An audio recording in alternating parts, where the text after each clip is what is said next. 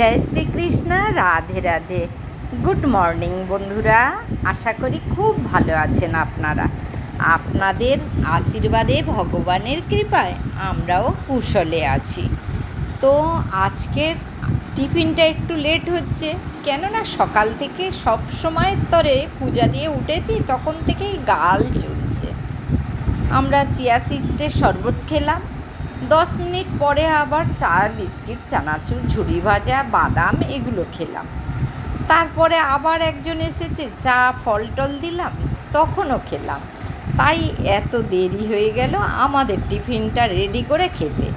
Husband কেনা পরোটা আনছিল, চাপড়ানো পরোটা না, ছেঁড়াই পরোটা, পেটাই পরোটা কী সব আনছিল। ওটা আমার মেয়ের খুব পছন্দ।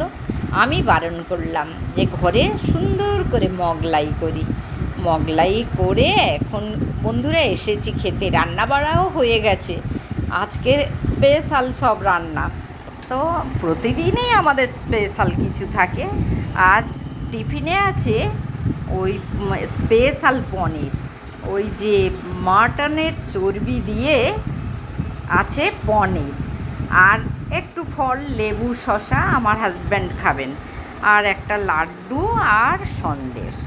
আর এই যে পেটাই পরোটা দুটো, উনি বলছেন এত খাওয়া যাবে না, তো একটা পেটাই পরোটা হয়তো রেখে দেবেন। আর মেয়ে খাচ্ছে আম, হাজব্যান্ড আম নেবে না, তো মেয়ে এটাও খাচ্ছে। এই যে কি সুন্দর টেস্টি।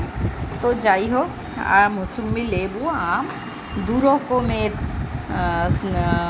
টমেটো সস, আর এটা আছে কাসুন্দি, আর পেটাই পরোটা। আমি নিয়েছি কিন্তু অন্য রকম। আমার আছে সুন্দর পাটিসাপটা, নিজের হাতে বানানো আমের মালপোয়া, আর আছে মৌসুম্বি, লেবু, আর কি সুস্বাদু বাপের বাড়ির গাছের মিষ্টি মধুতে ভরা আম। এই আছে আজকে টিফিনের আয়োজন। তো আজ কিন্তু আমরা মাংস রাঁধবো না, এই যে খাসির চর্বি দিয়ে পনির রান্না হয়ে গেছে, তাই মাংসটা রেখে দিয়েছি ফ্রিজে। আর ভাত রেডি হয়ে গেছে, এই যে তরকারি আছে, ডাল, পুঁই শাক, পনির, শাক, এগুলো হয়ে গেছে। তো থাক, এখন তো টিফিন খাওয়া হচ্ছে। তো চলে আসুন বন্ধুরা, এই সকলে বসে গেছে, কিন্তু কারোর দেখানো যাবে না। হাজব্যান্ডও চাইছেন না, মেয়েও চাইছেন না।